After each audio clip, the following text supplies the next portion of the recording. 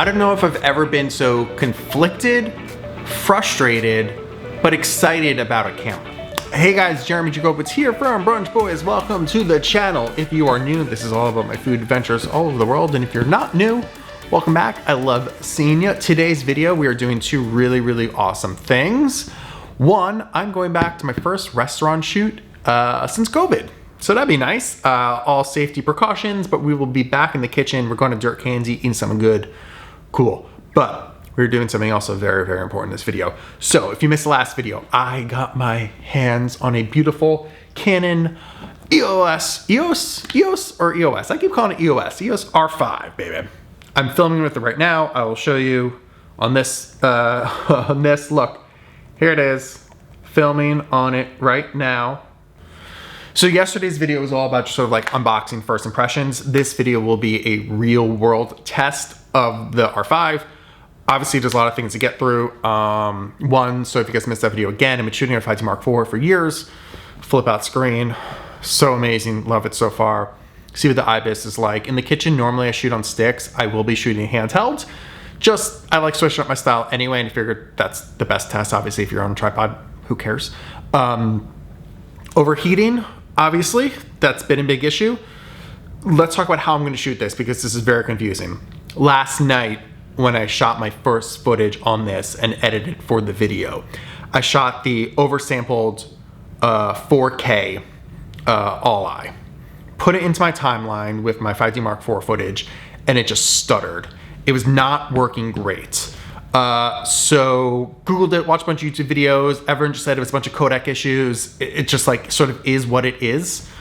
And I was like, shit, all right. So what I did was this morning was I woke up early and I tested every single 4K option on this camera. So there are 8 different 4K options on this camera to shoot from. I tested every single one of them to see quality, file size, and how my computer would handle editing them, trying to determine, okay, if what I want to shoot doesn't work, what else can I shoot? What I found was that all of them worked perfectly, which is weird. Pulled in the footage from last night, worked perfectly. I don't know what happened. Could Adobe have updated something? Yes. I was working on a 4K sequence, where last night I was working on a 1080p sequence because that's what I shot on my 5D Mark IV for vlogging stuff. Could that have been it? I don't know. But anyways, what we're gonna do in this video is shoot mostly of the oversampled 4K because I just think that's what I'm going to shoot most with.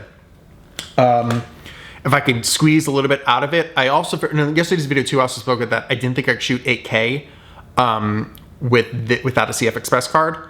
I take that back. I can shoot 8K on this SD card. I have a 128 gigabyte, 95 megabyte speed card. I can shoot with that. It's probably 1 minute. If I shoot 8K IPB, I believe I can get something out of it. We'll see how much time I have on these cards. I want to get a little bit of footage out of that.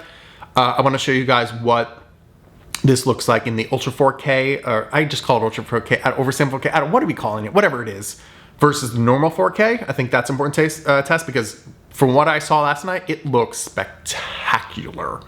But you see differences there. Overheating, obviously, we're gonna see real world tests when I'm in this kitchen how well it works.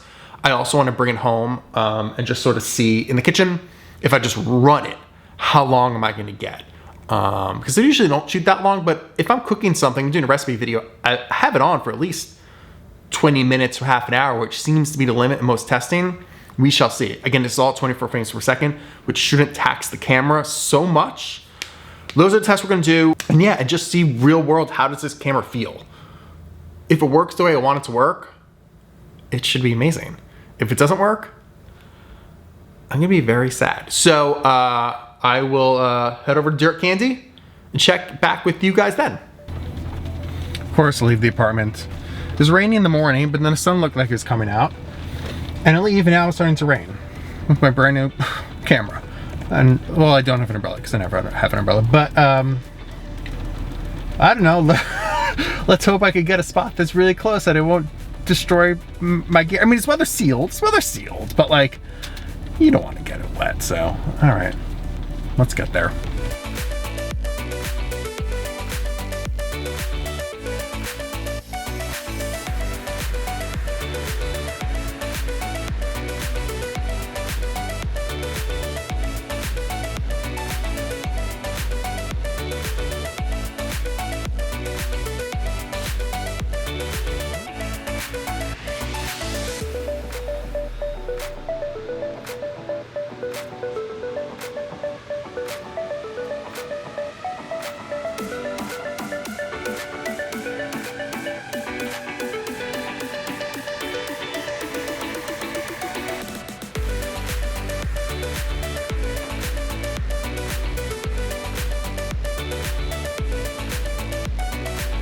to talk about this pita because it looks so good. It's a double egg pita. There's an omelet in there and there's a fried egg. Oh God, yes. We also got some cheese. We also have a chili sesame peanut sauce in there. Ooh, these little crispy bits on top. Mmm, red onions. I can't wait, let's dig into this.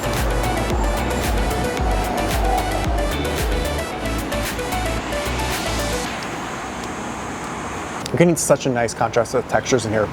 Pillowy soft pita, creamy yolk, crunchy onions on top, love it. I'm getting just like a little bit of heat from that sauce. A little pop of the red onions. Mmm.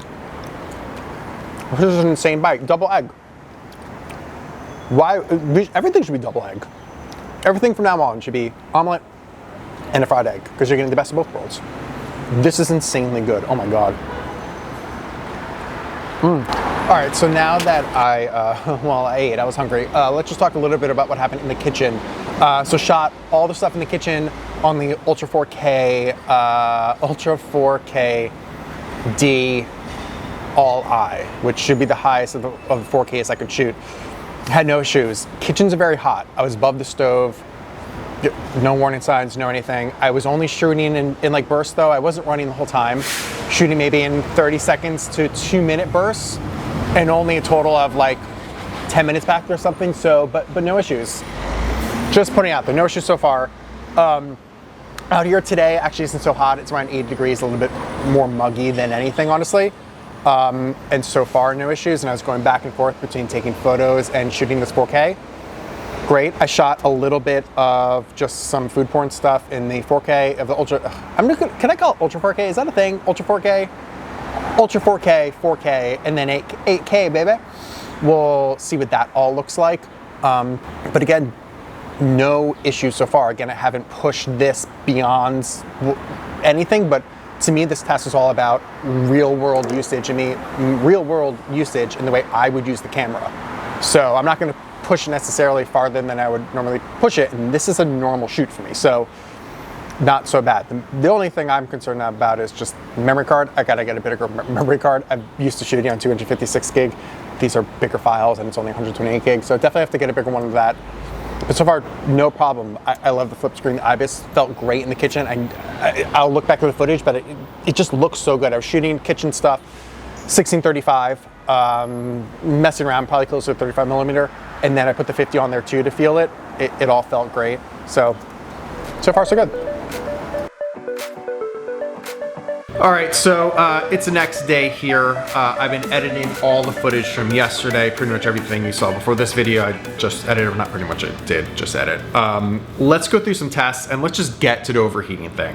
I know this is why you're watching the video. I know this is what I was most concerned by, and I have a gigantic concern.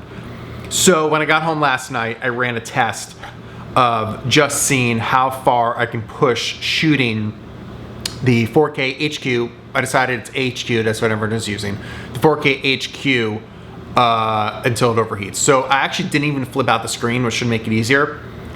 Remember, the files cut off after 30 minutes, just a Canon thing. I got an overheating warning at 27 minutes. And it shut off at 29 minutes, 50 seconds. So 10 seconds before the card was gonna cut anyway. And I thought, that's pretty good. I really don't film longer than that anyway in bursts. Like, that's fine. That's better than I've seen. And again, I'm in my, this is, test is more supposed to be like when I'm shooting in the kitchen, which I shoot a lot of. So I'm in my apartment. It is like 67 degrees. I keep it freezing in here just to sort of set up the whatever for that. Here's where things went really wrong. 10 minutes later, it said I could shoot for 2 minutes. So remember on the card, so what I did was I formatted, so even before the whole test, I formatted the card, fully charged the battery. Once it shut off, I let it cool, reformatted the card. 10 minutes later, it said I could shoot for 2 minutes only, where normally it would say 30.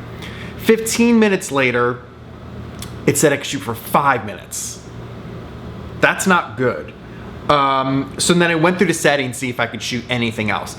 I can go back to shooting regular 4K on this camera. So if it shuts off for the 4K HQ, I can drop down to 4K and keep recording, which seems okay. But remember, this is a 4K that's just taking, I believe it's every other line from the, it's not going to be as good as the 4K just shooting straight 4K in another camera. So I thought, okay, let's just see. So I let it sit. Let's see here. So I kept going back to it. 25 minutes later, it still said I could only shoot for 5 minutes. And I thought, all right, well, why don't I just like, maybe that's just wrong. You know what I mean? Let me just start recording and see what happens. So this is about half an hour after it shut down. I started recording again. It said I could only shoot for 5 minutes. I got an overheating warning at 6 minutes and 30 seconds. And then it shut off at 9 minutes and 20 seconds. So when it said I had, so this is half an hour later, I could shoot for another not even 10 minutes. That's not good. So then I decided, let me let it sit and just see how long it's gonna take for it to get back to full capability of the camera. So I checked every half an hour until I decided to stop making myself crazy, which is around 10 p.m. And I still couldn't get past 10 minutes of it telling me I could only record 10 minutes. This is 6 hours after it overheated. It wouldn't let me have the full capability of the camera back. So I left it overnight, woke up in the morning, and finally I had full capabilities back. What does this mean? When it overheated, I felt the camera, it felt warm. I did everything I was supposed to do to bring the temperature back down. The camera literally felt cold, and it still wouldn't give me full capability. So I'm concerned, but I also have hope that this isn't really listen, overheating is real, but that's expected in cameras like this. My hope is that it's just off in its readings and it's being too safe in what it's telling you it can do. And this can be fixed in a firmware update. Because there's no reason a camera sitting in a room that's 67 degrees 6 hours later should be overheating. That is absurd. That is my hope. Maybe. Because if I could record 30 minutes, and even if I wait 15 to 20 minutes to have full capabilities back, which I believe is what Canon says, that's fine with me. The way my workflow is, I'm generally not recording for all this time. That's okay. If I could only use my camera for half an hour, and then the camera shot for 6+ hours, that's not a usable camera. I'm sorry. So listen, that's the overheating issue. There's gonna be a lot more of this we gotta talk about. I'm gonna keep running some more real tests, but like,